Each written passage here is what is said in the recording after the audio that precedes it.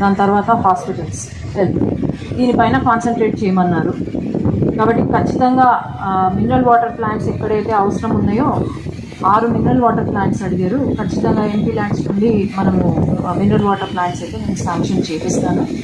అట్లాగే summer storage tank మరి ఎలా మీరు ఏమని తీర్మానం చేశారో, ఎందుకంటే ఒక సమ్మర్ స్టోరేజ్ ట్యాంక్ అయితే మనకు సరిపోదు నందికొట్కు. అది నాకు తెలిసి కేసీ కెనాల్కి కనెక్ట్ అవుతుంది. మరి కేసీ కెనాల్ అయితే సమ్మర్లో మనకు నీళ్లు ఉండవు.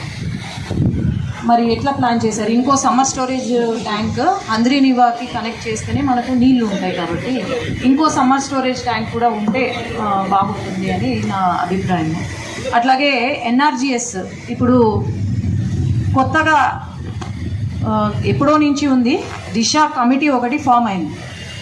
ఈ దిశ కమిటీలో దాదాపు 42 ఏవైతే సెంట్రల్ పథకాలు ఉన్నాయో జరగలేదు.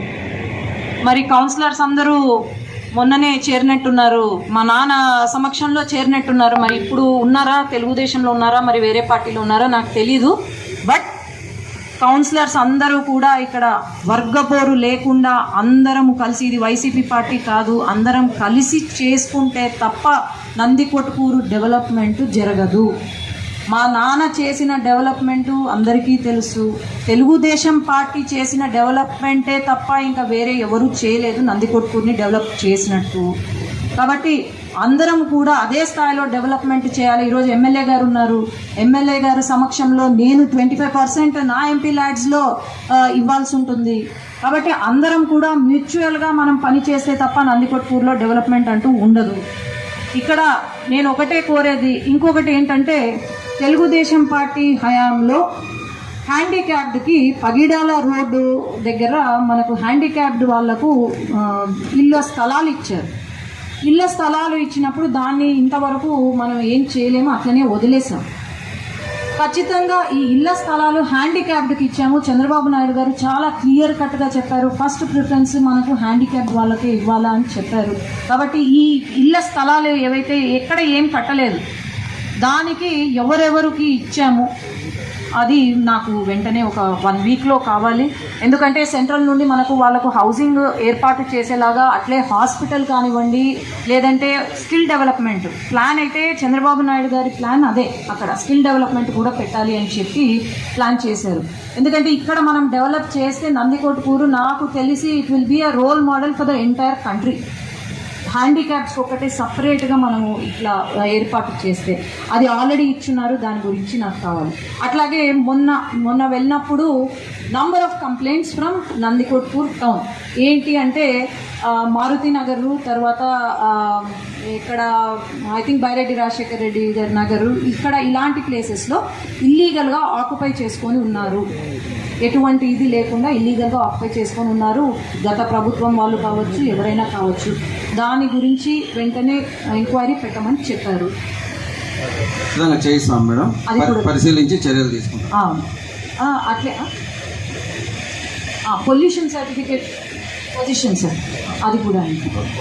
అండ్ అట్లాగే వేస్ట్ మేనేజ్మెంట్ ఎలా చేస్తున్నారు మేడం? ఇక్కడ ఒక ఎకరంలో మనకు డంప్ యార్డ్ ఉంది మేడం.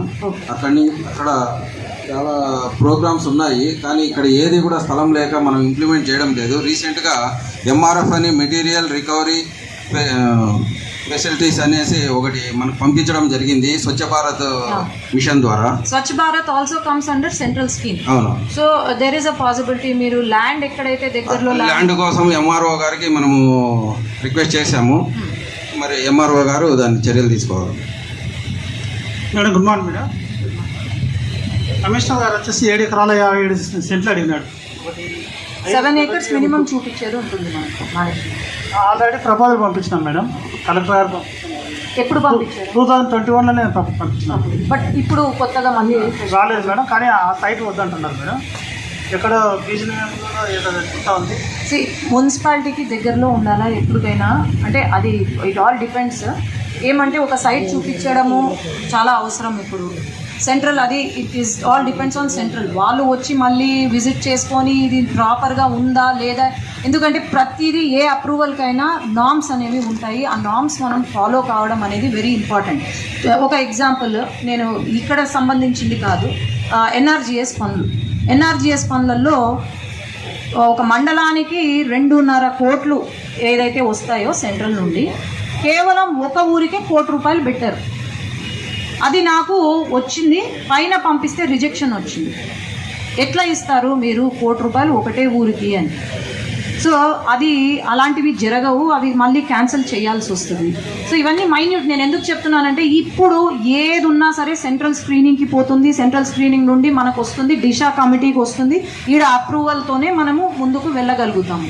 కాబట్టి ఎక్కడ కూడా ఎటువంటి మిస్టేక్స్ లేకుండా మనం చేసుకోవాలి. ఈ డంప్ యార్డ్ మీరు ఏదైతే ఉన్నారో ఇమ్మీడియట్గా ఎమ్మెల్యే గారు ఉన్నారు, ఆయన కూడా ఒక ల్యాండ్ ఏదైతే ఒక 2-3 ఆప్షన్స్ ఇవ్వాలి. మనం కేవలం ఒకటే మాకు కావాలి, ఇదే కావాలి అంటే మనకు నైబర్ విలేజ్ మేడం మధ్యగట్ల అని చెప్పి. అవునండి, అవును, నైబర్ విలేజ్ ఏదైనా 2 ఆప్షన్స్ ఇవ్వండి. ఇప్పుడు వీళ్ళైతే ఏదైతే అడిగినారో మేడం అది గతంలో వేరే వాళ్ళకి సంబంధించింది, ఆ ల్యాండ్ కాకుండా వేరే చూసుకోమని చెప్పేసి చెప్పినారు. కాబట్టి వీళ్ళు ఇందాక చెప్పారు మేడం, సభ్యులు చైర్మన్ గారు చెప్పినట్లు ల్యాండ్ పర్సూ చేసి అక్కడ ఏర్పాటు చేయిస్తారు. అదొకటి మేడం. మన టౌన్ కు సంబంధించి గతంలో మీరు డ్రింకింగ్ వాటర్ పర్పస్ అడిగారు. 2014 నుంచి 19 వరకు అప్పుడు ఉన్నటువంటి చంద్రబాబు నాయుడు గారు 120 కోట్లతో పైలట్ ప్రాజెక్టుగా ఆ రోజు అలగనూరు రిజర్వాయర్ నుంచి 120 కోట్లతోని నందికొట్కూరు పట్టణానికి 2 టీఎంసీల వాటర్ ఇవ్వడానికి ఆ రోజు మాధవ శివానంద రెడ్డి గారు అందరూ కూడా తీసుకురావడం. అంటే మన దురదృష్టం ఏంటంటే 2019 నుంచి 24 వరకు ఉన్నటువంటి పాలకులు దాన్ని పట్టించుకోకపోగా రివర్స్ టెండరింగ్ అని చెప్పేసి దాన్ని రిటర్న్ పంపించినారు. దాన్ని మళ్ళీ ఒక పరిశీలన చేపిస్తున్నాం మేడం. కొత్త సమ్మర్ స్టోరేజ్ మేడం మనకి ఎక్కడైతే నియరెస్ట్ గా మనకి ఎక్కడైతే ఇప్పుడు మనకు చుట్టుపక్కల మనకు వాటర్ ఉంది, మనకు అలగనూరు నుంచి బెటర్ అవుతుందా, లేకపోతే హెచ్ఎన్ఎస్ నుంచి మనకు బెటర్ అవుతుందా, లేకపోతే ఇప్పుడు ఉన్నటువంటి నందిగుట్టు తీసుకున్నాం మేడం. అది కూడా ఖచ్చితంగా పరిశీలిస్తాం మేడం.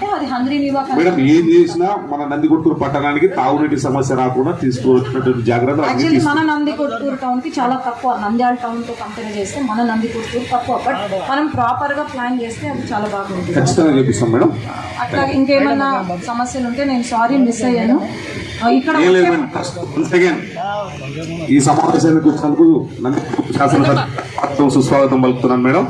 ఎందుకంటే ఒక ఎంపీ ఎమ్మెల్యేగా మనం ఇక్కడి నుంచే ఒక స్థానికులంగా మనకు నందికొట్కూరు నియోజకవర్గ ప్రజలు, నంద్యాల నియోజకవర్గ ప్రజలు అవకాశం ఇచ్చినారు. మనం ఆ అవకాశాన్ని సద్వినియోగం చేసుకుని మనం అభివృద్ధి దశగా అడుగులు వేయాలని చెప్పేసి నేను ఆకాంక్షిస్తూ వచ్చినందుకు మరొకసారి నా హృదయపూర్వక ధన్యవాదాలు తెలియజేస్తున్నాను మేడం. Thank you madam.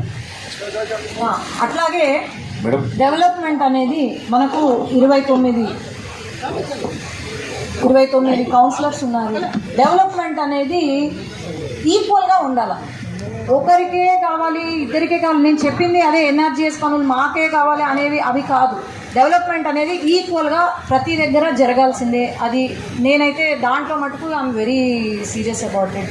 అట్లాగే ఈరోజు ఎంత తమాషా అంటే, నేను వచ్చే ముందు ఎవరో ఫోన్ చేసినారు, ఇక్కడ కౌన్సిలర్స్ మరి ఎవరో ఫోన్ చేసినారు, అమ్మ నందికొట్కూరుకి ఎయిర్పోర్ట్ పెట్టండి అమ్మ, మాకు గోవా ఫ్లైట్ దగ్గర అవుతుందని.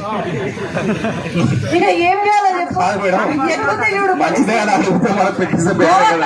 ఆయన గోవాకు పోతే ఇంకా ఎక్కడ పని చేస్తారు? ఈడ గోవాకు హైదరాబాద్ కి పోతుంటే చూడండి ఎట్లా ఉందో పరిస్థితి. Thank you madam. వస్తాను మేడం. అన్ని వార్డులు న్యాయం చేయాలి మేడం. 7వ వార్డు ప్రశ్న న్యాయం చేయాలి. చేపిస్తా 7వ వార్డులో అన్ని చేపిస్తా. ఎవరంటే సార్